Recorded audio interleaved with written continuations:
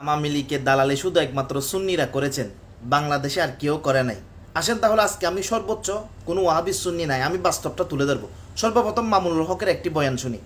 স্বাধীনতার স্থপতি বঙ্গবন্ধু শেখ মুজিবুর রহমান গোটা অমুসলিম বিশ্বের রক্তচক্ষুকে উপেক্ষা করে। এবার আসেন তাহলে আবার আলাউদ্দিন জিহাদি সুন্নি ধরনের একজন আলেম, ওনার বক্তব্য শুনি।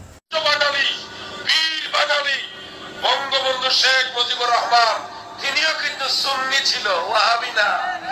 এবার আসেন তাহলে চরমনের পীরের একটি বক্তব্য শুনি। জনাব শেখ মুজিবুর রহমান, তেনার বাবা শেখ লুৎফর রহমান। এবার আসেন তাহলে তাহিরি সাহেবের একটি বক্তব্য শুনি, সুন্নি আলেম। বঙ্গবন্ধু শেখ মুজিবুর রহমানকে শুধুমাত্র তারা শহীদ করে নাই, তার পুরো পরিবারটাকে শেষ করে দেওয়ার স্বপ্ন এঁকেছিল। এবার আসেন তাহলে মিজানুর রহমান আজহারি সাহেবের একটি বক্তব্য শুনি। বঙ্গবন্ধু যখন মুক্তিযুদ্ধের ডাক দিয়েছেন, উনি বলেছিলেন রক্ত যখন দিয়েছি আরো দেব, এদেশের মানুষকে মুক্ত করে ছাড়বো ইনশাআল্লাহ। এবার আসেন তাহলে আরেকটি কৌমিদের একজন বড় হুজুরের বক্তব্য শুনি। তখনও বঙ্গবন্ধু শেখ মুজিবুর রহমানের কথা স্মরণ করতে হবে, তার কারণ হলো ৭১ মুক্তিযুদ্ধ করে। এবার আসেন তাহলে জান্নাতি সার্টিফিকেট দিছে সুন্নিয়তের এক আলেম, ওই বক্তব্যটা আমরা শুনি। প্রধানমন্ত্রী, আপনি একজন জান্নাতি মানুষ। আপনি এই বাংলাদেশে একটি অবশ্যই। এবার আসেন তাহলে কৌমিদের কৌমি জননী বলেছেন, ওই বক্তব্যটা আমরা শুনি।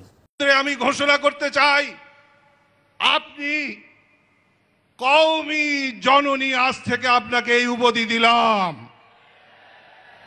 আপনি কওমি জননী। এবার আসেন তাহলে ডিজিটাল বাংলাদেশ, এটা কোরআনের আয়াত দিয়ে করেছেন আমির হামজা সাহেব, এটাও একটু শুনি। বাংলাদেশ গঠন করার জন্য যে স্বপ্ন দেখেছেন তিনি অবশ্যই কোরআনের আয়াত দিয়েই করেছেন, যেন মুসলমানের নেই। তো আশা করি সুন্নি বলেন, ওয়াহাবি বলেন, জামাত বলেন, এবার মওদুদির একটা জামাতের বড় একটি ভিডিও আমরা দেখবো। আসেন।